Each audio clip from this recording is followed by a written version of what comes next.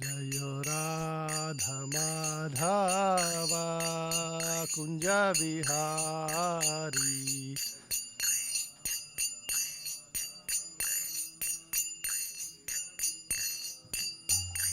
Jaya Gopi Jana Vallabha Girivaradhari.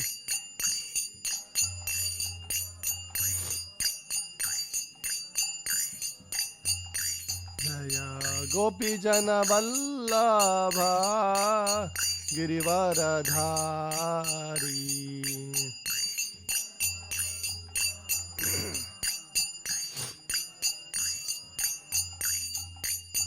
Yashodanandana Vraja Janaranjana.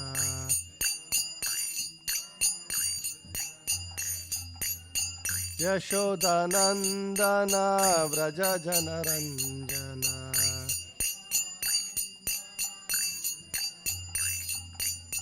Yamuna Tira Vanachari.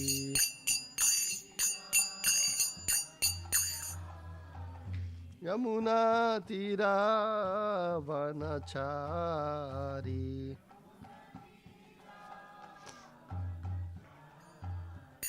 Jayo Radha Madhava Kunja Vihari.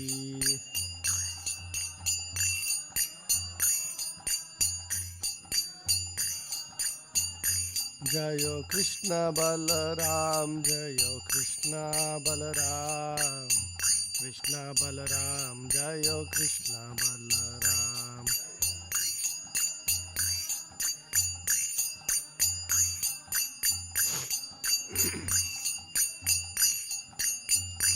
Jayo Nittai Gauranga, Jayo Nittai Gauranga, Nittai Gauranga, Jayo Nittai Gauranga.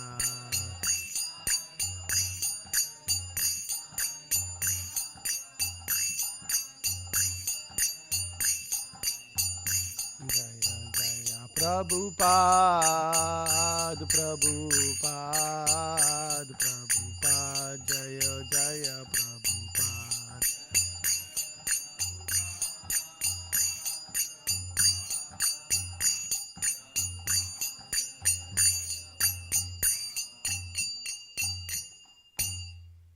The small stand is not available.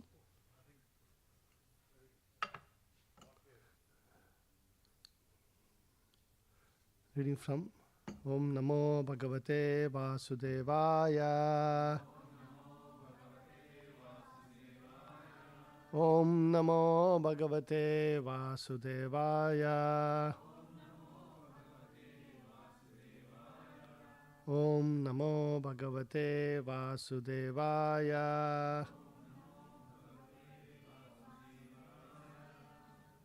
Reading from Srimad Bhagavatam, 10th Canto, Chapter 10, Text number 15.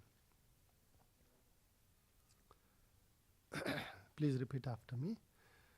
Dharidro niraham stambho. Dharidro niraham stambho. Mukta sarva madairiha. Mukta sarva madairiha. Krichram yadruchayapnoti. Krichram yadruchayapnoti. Taddi tasya param tapaha. Taddi tasya param tapaha.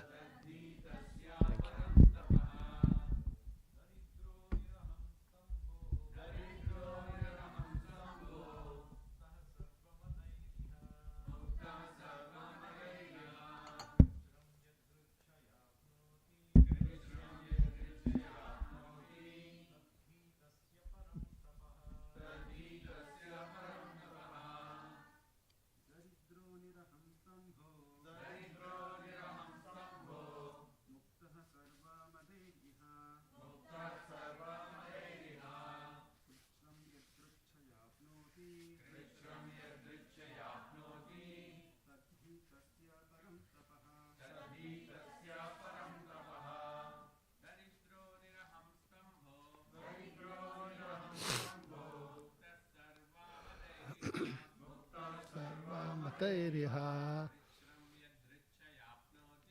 Krishram yadruchrayapnoti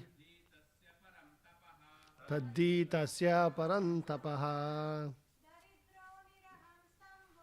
Daridro niraham stambo muktaha sarvamadairiha. Krishram yadruchrayapnoti taddi tasya parantapaha. Any other mataji? Daridro niraham stambo muktaha sarvamadairiha. Kuchram yadruchrayapnoti taddi tasya param tapaha. Word to word translation. Please repeat after me. Daridraha, a poverty-stricken person. Niraham stambaha, is automatically freed from all false prestige. Muktaha, liberated. Sarva, all. Madaihi, from false ego. Iha, in this world. Krichram, with great difficulty. Edrichayapnoti, what he gains by chance from providence. Tat, that. He, indeed. Tasya, his. Param, perfect. Tapaha, austerity. Translation and purport by His Divine Grace A.C. Bhakti Vedanta Swami Srila Prabhupada. Translation. A poverty-stricken man must automatically undergo austerities and penances because he does not have the wealth to possess anything. Thus, his false prestige is vanquished. Always in need of food, shelter and clothing, he must be satisfied with what is obtained by the mercy of providence. Undergoing such compulsory austerities is good for him because this purifies him and completely frees him from false ego. Purport. A saintly person voluntarily accepts a state of poverty just to become free from material false prestige.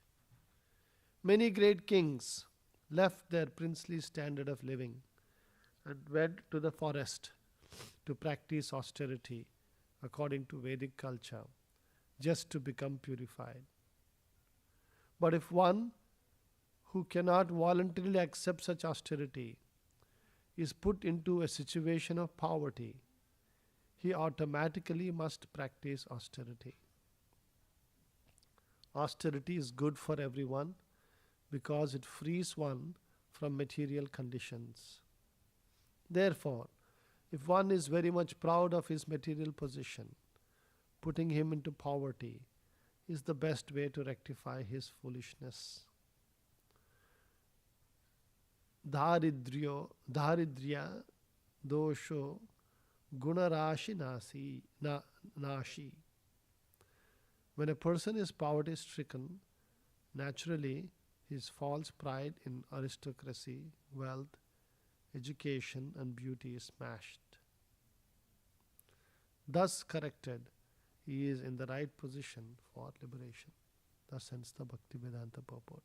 Om Ajnanatimirandasya Gnananjana Shalakaya Chakshurun Militam Yenam Tasmai Shri Guruve Namaha Nama Om Vishnu Padaya Krishna Presthaya Bhutale Srimate Bhakti Vedanta Swamin Iti Namine Namaste Saraswate Deve Gauravani Pracharine Nirvisesha Shunyamadi Paschata Deshatarine Jai Shri Krishna Chaitanya Prabhu Nityananda Shri Advaita Gadadara Shivasadi Gauravaktarunda Hare Krishna Krishna Krishna Hare Hare Hare Rama Rama Rama Hare Hare.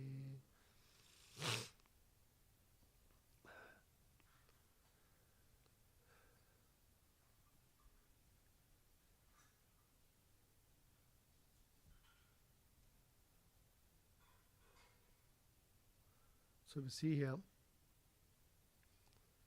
Narada Muni is continuing to preach to Nalakumara and Manigriva, as he is getting ready to curse them. In 1905, when Srila Bhaktisiddhanta Saraswati Thakur was 31 years old, something very important happened. Anybody can think what it could be I'm talking about? Huh? Yes, he took a vow of chanting 1 billion names of the Lord. So he went to Mayapur. It is said that he built a hut with his own hands. Very simple hut. And he was chanting 192 rounds a day for the next 9 years and 4 months. And he would take 1 meal a day of plain rice without any salt. So that's all he ate for 9 years and 4 months. And when it would rain, because a straw hut is not like fully what shall we say, fully protected from rain and all that. He would hold an umbrella, and under the umbrella he would continue to chant. And then at the end of this period of austerity, the rest is history, they say, right? He started the Gaudiya Math, and phenomenal success. There were 54 Gaudiya Maths established across all over India. Even now, if you go right from South India to North India, everywhere, very nice Gaudiya Math temples are there. Srila Bhaktisiddhanta Saraswati Thakur was a big force to reckon with. Right? So we see here that in our Shastras, in the Bhagavatam and Chaitanya Charitamrita, there are many instances of where the importance of Tapasya is mentioned. And here, Narada Muni is telling, if you don't take voluntary Tapasya, right, it will be forced upon you. Like in this case, poverty is a Tapasya that automatically forces a person to become humbler and gets rid of his false ego, because he doesn't have any opportunities to have ego, I guess. Right? So, in the Bhagavatam, there's a description of the birth of Brahma, right? We all hear about how when Brahma was born, just imagine he's the only person in the entire universe. So he wakes up and then he sees just darkness all over around him, right? And then he's sitting on a lotus. And so first thing he does is, okay, let me try to figure out, like, what is this? Where am I here? And the only place he could actually explore was the lotus that he was sitting on. And so he starts going down the stem of that lotus. And he goes down and down and down and down, and there is no end. He says, this is not getting us anywhere. And so then he comes back up. And then he hears the word, like 2 syllables. What does he hear? Tapa. Tapa. 2 syllables. Tapa. And then he sits and, does meditation. And that is and then the Chatushloka Bhagavatam, the 4 verses of the Bhagavatam, were revealed to him. Right? And these 4 verses of the Bhagavatam then became expanded into this vast set of knowledge that we read every day. So in Brahma's situation also, we see, how he also underwent austerities, and that helped, lay the foundation for the creation of the universe. And he got the direction from the Lord as to what is his purpose, why is he here, what is he supposed to do. Right? So similarly, Srila Prabhupada wanted us all to have simple living, high thinking.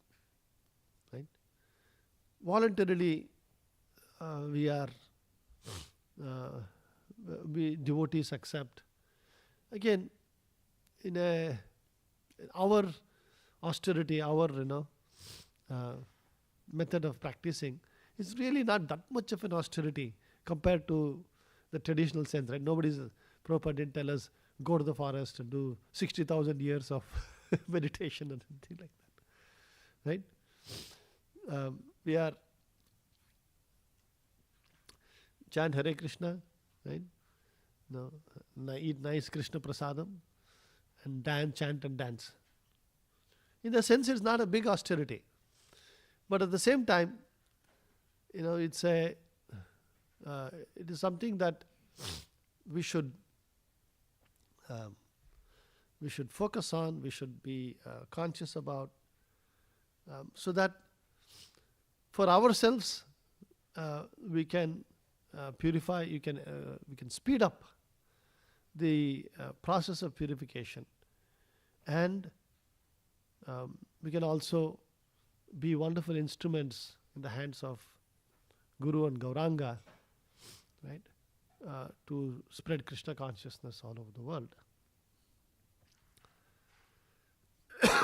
We see even big materialists, even before they take up, this thing, they would undergo austerities. Even demons, right? Hiranyakashipu, and he was standing on one leg and performing so much austerity that his breathing, his stopping of the breathing would stop the entire universe's breathing. Right? It was causing so much of disturbance across the entire universe that the Devatas had to go to Brahma and say, please go and talk to Hiranyakashipu and get us some relief. And Brahma was forced to go. Not that he wanted to go, or he was willing, very happily to give him what he wants. He went. Was forced to go because of his power of his austerities. Ravana also performed austerities. So we see that these austerities are the currency of this universe. I always keep using this. That's what drives the entire universal affairs. We see that even great kings, when they reached the age of 50s, they would take vanaprastha, right? They would leave the kingdom and they would go to the forest to practice austerities and perfect their life, the remaining part of their lives. Right? This was the Vedic tradition. We see similarly Rishabhadeva, very famous verse we all keep chanting in the 5th canto, 551. Nayam deha bhajan rulokhe kashtan kaman arhate vidbujam e tapo divyam putraka yena sattvam shuddhyed yasmad brahma saukyam tu anantam. So he's saying, in this vidbujam e, vidbujam means, right, stool eaters, the pigs. Even they get, what do they get? Nayam deho bhajam niloke kastan kaman arhate. This human body is not meant for useless labor for sense pleasure, which is available even to pigs who eat stool. Even a pig has a pig life, right? If you, Prabhupada used to tell this story. Once Indra was cursed to become a pig. And then at that time, Indra was had his big family and he was happily living over there. He had his piglets, the Rashmi pigs and all of those. And but there was in the heavenly planets there was disturbance because there was no ruler. So then Brahma comes down to Indra to say, okay, enough, you have suffered enough, come back. And then he comes to the pig and is telling, okay, I'm relieving you of all this, come back and rule the heavenly planets. But Indra is telling, wow, how can I give up my, big family over here? I've got so much responsibilities. My children, my grandchildren, and all this, and all my wives, and this wonderful place I have here. And he is protesting and saying, no, I cannot come. I've got so much responsibility. See, when we hear this, we can immediately realize, hey, what is this foolishness? But reality is, our own lives, our own sense of so-called responsibilities we have, different things we need to do, all of those things. These are actually, when we think about who we are, we are spirit souls. We are all part and parcel of Krishna. We have unlimited access to Satchit Ananda. We have given that up. See, the foolishness of this material world is our own Satchidananda. We have invested in external things and then we are running after them thinking that it will give us happiness. That is the foolishness. Different people invest their own Satchidananda in different things. Right? Sometimes I was just sitting one day and I was thinking, so many people, they will, many times they ask this question. See, I don't believe in, religion and all of these things. Right? They'll say, what do you all get by doing this yagna or abhishekam? You're just pouring milk and all of those things on deities and this thing. You're wasting all of these things. Don't people say that? They'll say, you can feed people and this, you can do different things. Why you're wasting so much time and energy on all of these things? Then I suddenly remembered, you see, in this world, the sports, right? It is a significant portion of the economy. It's not some small, it's not so small like in these, in this country they play this, football, right? They call it football, whatever, handball or football or whatever it is. And baseball and all these different things. Each team spends billions of dollars. It's not some small sum. When people go to watch, like remember a few years back, the final match was happening in the Levi Stadium. Right? At that time we were in Sunnyvale, right? 49ers, some this thing. He said that the ticket, the cheapest ticket, something like $3,000 or something. And accommodation, everything goes up, right? Like, yeah, the person has to spend, one person to see that match, he has to spend $10,000. And how much of time and energy and people talking about it. You go to office, the only thing they talk about is this person, what did you do, this thing, that thing. So much of time, energy, money, is being spent. And like, what is the what is the value you're producing out of it? If you objectively look at it, is there anything that is produced out of sports? Nothing. And if you add up all the sports, like in India, cricket, right? This thing, how many billions are spent? So, if they are willing to do, all useless things, spending billions of dollars, why not spend again? So that was the, in the olden days when the kings used to organize these big, big festivals and these things. It's the same thing. You need a reason for everybody to get together and, remember this thing. But think about it. Same thing is happening, but you are remembering the Lord. You're enjoying, getting together, and people have some attraction to be together and, do things, in a big this thing. But when you connect it with Krishna, this exact same thing can liberate you. Your attachment to sports will bind you, take away, so much of your hard-earned money, right?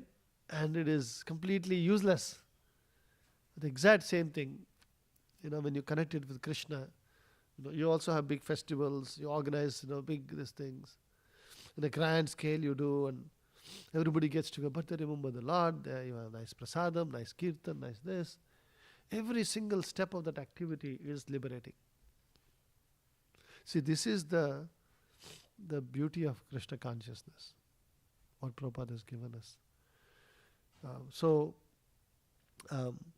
We have to, in our own lives, take to austerities voluntarily, in different ways. We can take to austerities. Prabhupada, in a letter he was writing, austerity is good for everyone because it frees one from material conditions.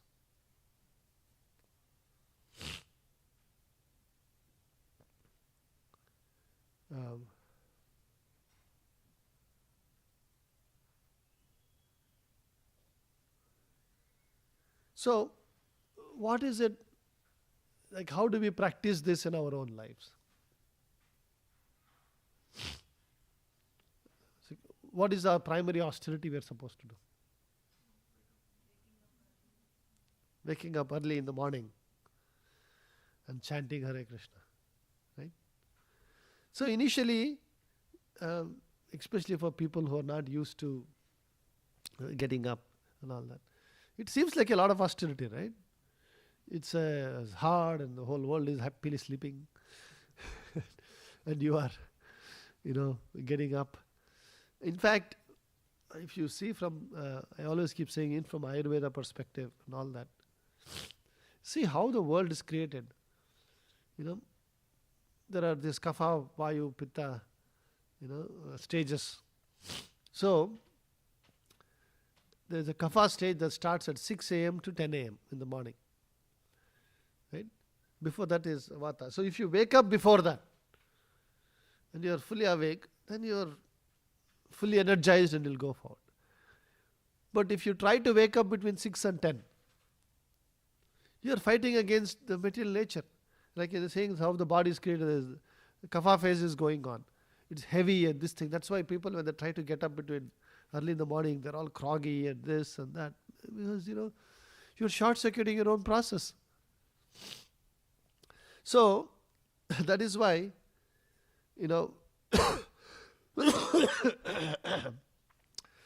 our biggest austerity is chanting the holy names. Is chanting and hearing the holy names properly. If we focus on this one austerity and try to maximize it both in quantity and quality, there will be tremendous purification and acceleration in our Krishna consciousness. Sometimes we get caught up in this, even when you're doing services or something like, I have to do this, I have to do that, I have this, I have to do that. Yes, you have to do all of that. But the most important thing you have to do is put yourself into proper consciousness by chanting the holy names of the Lord, properly. Both individually and collectively. That is why, you'll see here, Madhupuri Prabhu talks about, Hare Krishna Hill. Right?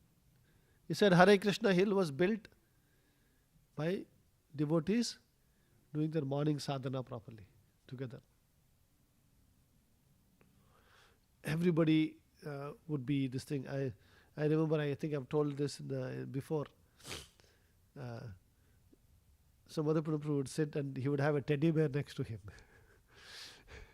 We should actually bring a picture of that somewhere. It must be there. There's a little small brown teddy bear. And if somebody was sleeping or something, from where he would throw it. And people would suddenly wake up. I'm talking about this was in 90s, 94, 95, when we were in that small temple. Altar used to be here and the hall was about this size. I remember, Madhupuri Prabhu would sit in that place over there. I would walk up and down. And so, Bhakta Teddy or something we used to call him. And he would wake up people who were sleeping. But it was so, can you imagine? Such a big temple is being built. So much activity is going on. But from morning 4:15 till about 9 or 9:50 in the morning, nothing else but sadhana. Everybody, nothing else but sadhana. This this importance of this main austerity we have to do, we all really need to take up. We have all taken this massive project, of what we are doing over here in the Bay Area. It will only manifest if we are purified and we are become proper instruments in the holy name, in Nama Prabhu's hands. That's why, when we are doing this Ekadashi Japa Yagna, we should all, we have to understand, this is what is building Vaikunta Hill or Goshala project, whatever you want to call. That is what is manifesting. We should all take this very, very seriously, and together, we should take up this main austerity. See, the mind, will take us in different directions, different thoughts will come and all that. We have made this commitment to sit and chant. We are chanting. We have created time, space. The only other thing we need to do is just focus on hearing the holy name while we are chanting.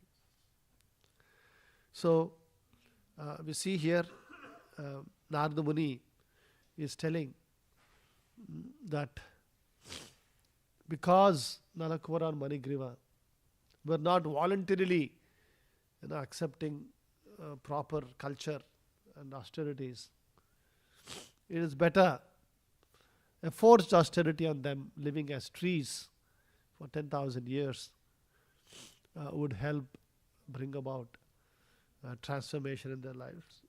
But again, Narada Muni is being the wonderful pure devotee. His curse is also such a boon. He cursed them so that they would see the Lord face to face and be liberated by the Supreme Lord Himself. And so that way, that curse also became such a wonderful boon for Nalakuvara and Manigriva. Right? So, Tapasya, there's one lecture Prabhupada said, without austerity and penance, and without sacrificing one's little conveniences, nobody becomes great, materially or spiritually. So practice austerity for Krishna now, and you will be saved from so much suffering later. So we'll take inspiration from this and take it up. Anybody has any quick questions or comments? Yes.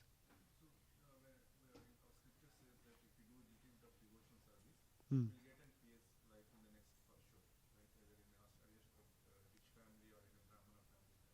Srimatam, Suchinam Srimatam Gehe, yes. So there, because if you get a life in the rich family, then you need to take the voluntary austerity to purify. Yes. But if you don't do the devotional service, you end up getting in a low family, Mm. then you automatically get purified.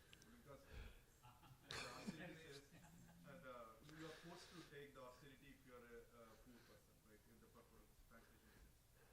So then what is the use of completing the devotion service and getting a PS life? Then you need to forcibly take the austerity instead of taking easily that comes. So, Suchinam Srimatam Gehe, that's why it is said Suchinam is more helpful, right? Because you're born in the family of a Suchinam means those who are clean, both internally and externally. So, Srimatam gives you the ability that you don't have to focus on day-to-day subsistence. You see, the forced austerity of the poor people, but what is their consciousness? Yes, it is forced austerity because you didn't do, you are forced. But are they sitting and thinking, oh, I should liberate myself, or I should... They are filled with material desires. I wish I had this, I wish I had that, on and on. Everything is relative in this world. Even, that's why they say, for a person who cannot control his greed, there is no position that can satisfy him. You can be Brahma and you still be saying, I want this, I want that, I want to become, I have only 4 heads, I need 1,000 heads. There is no limit, there is no end to desires of a person. So, that is why actually we should be very afraid of not wrapping up our spiritual life in this lifetime. Just especially think about it. If you are having all these material desires, for sure you'll end up in the heavenly planets. And there, the situation is that everything is nice and peace and calm. Sometimes you meet these very rich people. They say, everything is... They are very soft, they will talk, very peaceful, everything is this. Why? Because everything is taken care of.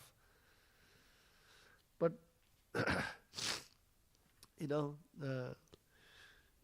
your time is just going away. That's all is happening. Right? Scala goes away, at the end of it, everybody has to die, everybody has to give up everything.